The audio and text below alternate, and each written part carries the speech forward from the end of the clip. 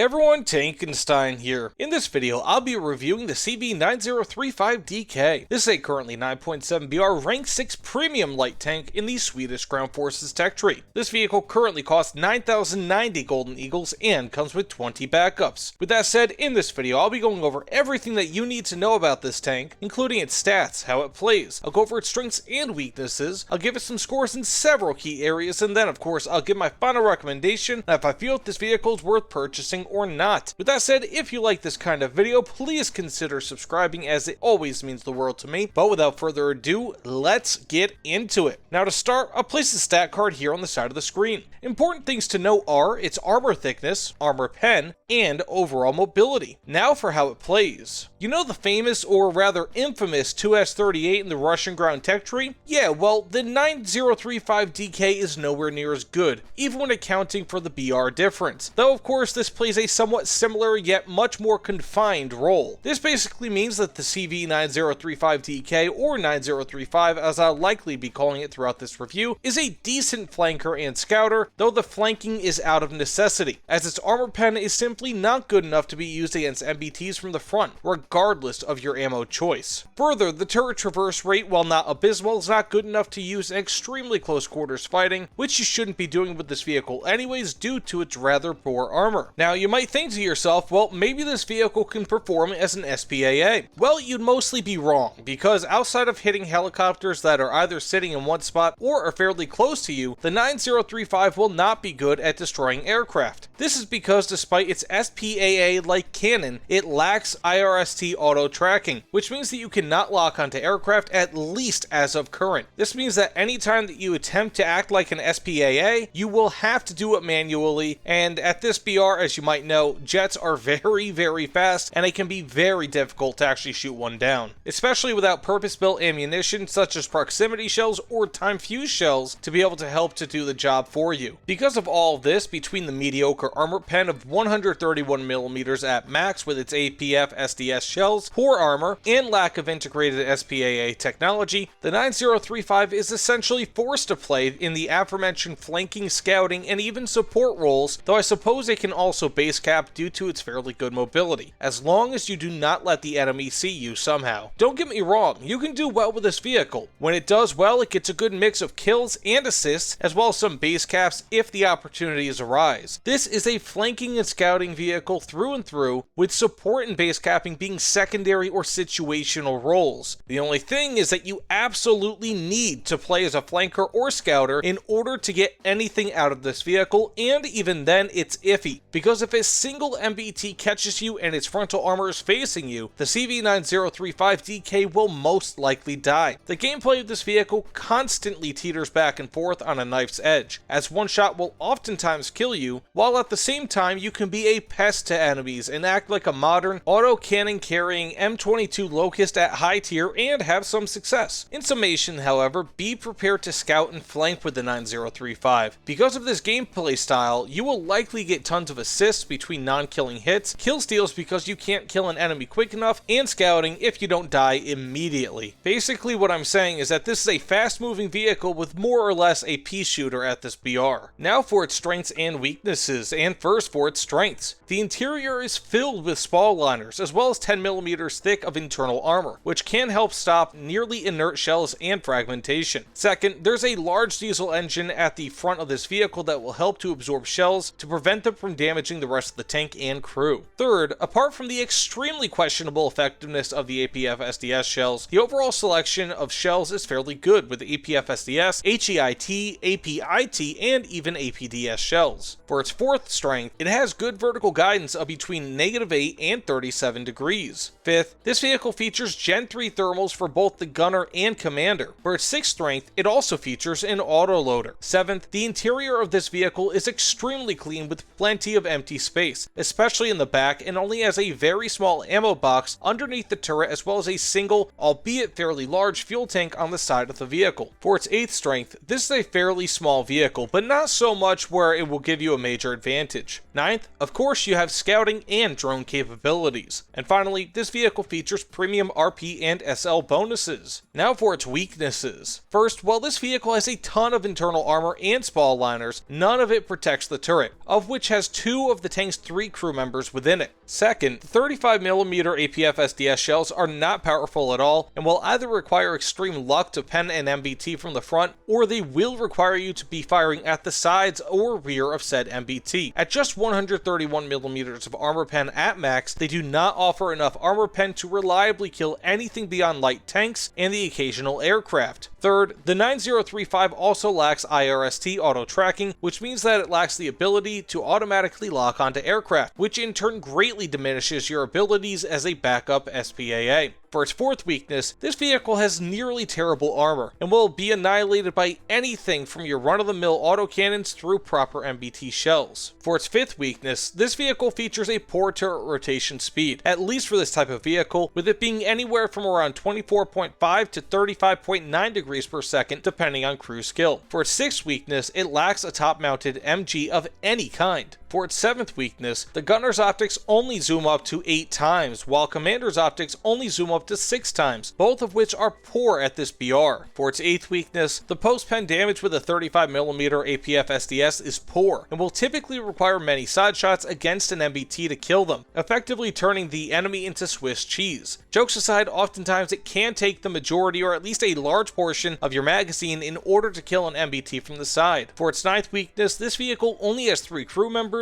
which further inhibits survivability beyond just having relatively thin armor. And finally, this vehicle only has a 35 round magazine, which are fired through very quickly, and then of course have a 10-second reload, which is a killer, especially in close quarters. Now with all of that being said, let's get into how I score this vehicle. And first, for armament, I give it a 3.75 out of 10. Part of me wants to give this a 5 out of 10, and part of me wants to give it around a 3 out of 10. So I'll put the score somewhere in the middle. While not being the worst thing that you could use, the 35mm Bushmaster autocannon only has 131mm of armor pen at max with its APF SDS shells, which is nearly 100mm lower than the APF SDS fired from the 57mm autocannon on the 2S38. I know it's not necessarily the best comparison, but still, if you look at the M3A3 Bradley, the 9035 actually compares favorably, as it has 30mm more armor pen than what the Bradley has. The big difference here, however, is that the Bradley has numerous excellent TOW-2 missiles as its true main armament that each have different characteristics to suit your playstyle, and this vehicle also has IRST auto track in order to easily destroy enemy aircraft by acting as an impromptu SPAA. The 2S38, by the way, also has IRST auto tracking. Now don't get me wrong, the 2S38 and M3A3 are both currently 0.3 BR higher than the 9035, but they have substantially greater capabilities than it, even considering this rather small BR difference. Just looking at the pitfalls of the 9035, it has poor armor pen with its APF SDS, really bad armor pen with its DM13 API T-shells that have some explosive filler in them to be able to do better post-pen damage. It also lacks a secondary weapon to make up for the deficiencies of the mediocre autocannon. It has no IRST auto tracking. This vehicle only has a weak coax LMG. It has relatively poor turret traverse speeds, and its optics have poor zoom levels at this BR. Yes, the 9035 has Gen 3 thermals, and those are awesome, but they really aren't all too uncommon for light tanks that are at or around this BR. Again, I may even be a bit generous when giving it a 3.75 out of 10, believe it or not, but I have at least had some success with this vehicle when playing in its extremely thin and well-defined roles. For mobility, I give it a 7.25 out of 10. Thankfully, the mobility on this vehicle is fairly good. While it may sometimes be outpaced by some of the faster MBTs in-game, as MBTs and light tanks have similar mobility at and around this BR, the 9035 definitely feels great in this regard. There have been some instances where I felt like the 9035 was slower than I'd like, especially off-road and up hills, but it still holds its own in terms of mobility better than most similar BR vehicles. Now for survivability, I give it a 3.5 out of 10. As you may have guessed, the survivability on the 9035 is poor. I didn't score it any lower because it can surprisingly take HMG shots from the front, as the armor is better than what it lists on the stat card due to a mix of steep angling and multiple layers of armor. This means that the front of the vehicle between its hull and turret can have anywhere between 60mm and 120mm of armor. Still, this is nothing for most autocannons and MBT shells that you will face on a regular basis, but at least it's strong enough to stop some secondary weapons from the front. The sides on the rear, though, are as weak as the stat card implies. If nothing else, the 9035 gains points for having spall liners in the interior, as well as it being fairly empty, especially in the rear of the vehicle. This means that some shots can just pass straight through without causing much, if any, damage, especially with the spall liners protecting against, well, spalling. Additionally, the presence of a huge engine and transmission in the front of the vehicle will actually stop some shots from going through, even MBT shells, and is a helpful measure for survivability, as well as, of course, its thin, though still nice, 10mm of internal anti-frag armor that line the sides of the interior of this vehicle. Is it survivable? No, not at all. But I have seen some light tanks perform much worse in this category, to the point that I may even say that this one is one of the more survivable light tanks around this BR. Now overall, I give the 9035 a 4.75 out of 10. This is a very difficult vehicle to rate overall, as I really just want to give it the same rating as I gave for its armament and be done with it, as that is its most noteworthy feature. It does, however, still have good mobility and decent enough survivability relative to other light tanks. If this vehicle sees a BR decrease or gains IRST auto tracking, I can easily see this vehicle going up to a 5 or even 5.25 out of 10 overall, largely on the improvement that its armament would see relative to the vehicles that it would see in any given match. Otherwise, for now, this is a fairly decent light tank platform that is heavily held back by its fairly bad armament. Now with that said, do I recommend this vehicle? As you may have guessed, no, I do not recommend it for purchase. I would struggle to recommend this vehicle even when on sale, at least not until it receives a BR decrease and until you first purchase the premium Swedish Leopard 1A5NO. In no world would I ever recommend the 9035DK above the premium Leopard 1A5NO, as the premium Leopard is substantially more versatile and even costs slightly less. I have a review of that vehicle, by the way, which I will try to put in a link down below in the comments. Regardless, unlike so many other vehicles in high tier, the CV9035DK feels like you need to be thoughtful with your actions. With an MBT or even something like the 2S38, you can charge in or ride at a close-in flank. With the 9035DK, you really need to listen for enemies if you're anywhere near the center of the map and shut off your engine so that no one knows that you're there. You have to ride extreme flanks and try extra hard to stay behind cover. You have to destroy specific modules, such as the cannon and tracks, if you are unlucky enough to fight an MBT from the front. This vehicle forces you to use your brain more than most other vehicles, and because of that, it almost feels like there is an extra reward for overcoming a difficult situation or just simply doing well in a match. In this way, those somewhat uncommon victories feel better than they otherwise would. Still, I would recommend any number of vehicles above the 9035DK, including but not limited to the 2S38, of which is also a higher tier and makes it better for grinding, the Leopard 1A5NO, the WMA301, and even the VBCI2, of which has a much better turret traverse rate, IRST auto tracking, much faster reload, and is of course even more mobile, all for only having 15mm less of armor pen at max. Hell, it even features a crewless turret. Regardless, the point that I'm making is that should the 9035DK even see some improvements such as the IRST auto track or a lower BR, hopefully both, it could be better than what it currently is. This vehicle isn't outright bad, as it took me some time to get used to and actually somewhat enjoy playing, but in its current state I cannot recommend it, nor can I give it my Tankenstein seal of approval. I love me some autocannons, but this tank just isn't it. Now with all that said, thank you all so much for watching. Please consider liking this video and subscribing to my channel, especially if you learned something from this video, and also let me know what you guys think about my review and the CV9035DK in the comments below. Either way though, thanks again, and I'll see you all on the other side. Take care everyone.